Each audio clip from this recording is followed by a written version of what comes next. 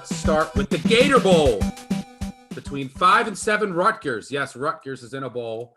And number 17, Wake Forest. Wake Forest, a 15 and a half point favorite here, over under 62. This game's at 11 a.m. Eastern on ESPN in Jacksonville, Florida. This is the appetizer to the college football playoff involving Rutgers, who, of course, is replacing Texas A&M. When I look at this game, I will tell you that it's a very difficult handicap for a couple of reasons. One, its motivation it could be a key here. Like, is Wake Forest going to be disappointed? They're playing Rutgers, and then Rutgers, they don't have much prep. They just found out about this game, but they probably are really excited to be going to a bowl at 5 and 7. It's important for the program, and they're playing, a nationally ranked team on national TV on New Year's Eve. But then again, Schiano, based on his comments, I don't know who's playing. So on Monday, he declined to provide information on the team's testing for COVID-19. He also refused to say if any of his players who signed with an agent would play, or if any of them got an exemption from the NCAA. He also wouldn't say whether star punter, it's one of the best players on Rutgers' team, it tells you a little bit about them, Adam Corsack, if he'd be able to make it back from Australia in time for the game. He said, I'd rather just show up Friday with our team and let it rip. Can we do that?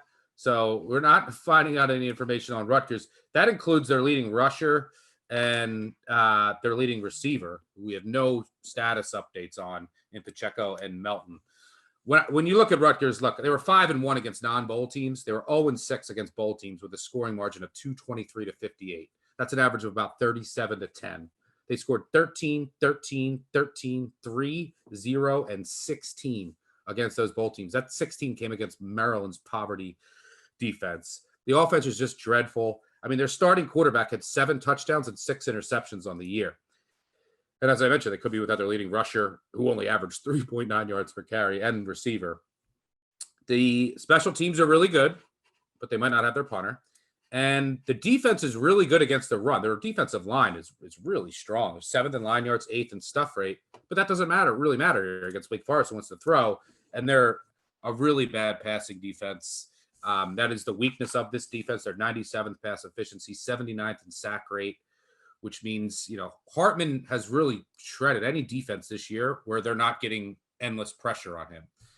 Cornerback Trey Avery for Rutgers, he's ranked 501st out of 502nd corners and safeties in coverage grade. That's pretty bad. You're down there with all the UMass corners. Their safety, IZN, is brutal. And they basically have one good corner in Abraham and one good safety in Avery Young, who's good against the run but struggles in coverage. It's not a great matchup for Rutgers here. It is worth noting that Wake Forest's second leading receiver, Roberson, did opt out. So I don't know. I think that this line is probably around fair. It's a really tough handicap for me. Maybe I'd look under. It's just, but the Wake Forest defense is nothing to write home about. The motivation, who's playing for Rutgers, tough handicap. What do you got here? Yeah, there's only really one handicap you can go off, because when you listen to Schiano's comments, you have to take all of the advanced stats for Rutgers with a grain of salt, especially the good ones if you don't have your players, especially your punter. Just showing up and letting it rip. I mean, I don't know how you're not assuming that every fourth down is going to be, an attempt at trying to get a first down instead of a punt. But it's just a bad matchup for Rutgers. 116th in coverage grading. Now they get a Wake Forest squad that's top 30 in passing success rate, explosiveness.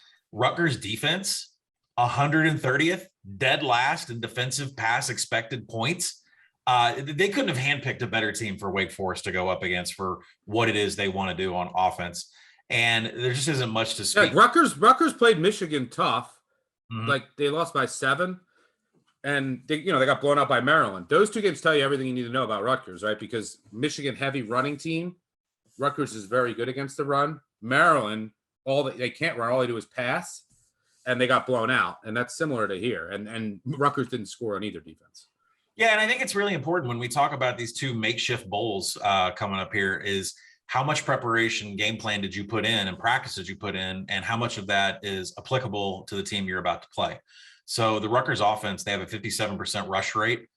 which is exactly where Texas A&M was. And I would say that Wake Forest isn't great on defense whatsoever, but they were already preparing for the rush with Zach Calzada being out for Texas A&M. So I think there is a little bit of an advantage for Wake on the defensive side because they were already preparing for a heavy rush that ran an 11 personnel and ran, a little bit, sort of pro style schemes with running. Now, if there's one thing we learned from a COVID plagued 2020, when you plan these games on the fly and you only give teams a couple days of real preparation, it hurt the defense. I don't think we could even get away with a single under last year. It was unbelievable with some of these makeshift games. So when you put these together and you put the Wake Forest offense in the middle of that, since I have no clue what Rutgers is going to be putting on the field, I tend to want to go to the over, but I can't depend on Rutgers, like you said. So for me, there are a few books out there that have an over 37 team total on Wake. This is the best defense Wake could have gotten as far as, from a passing explosiveness perspective. And Wake's fifth in offensive finishing drives.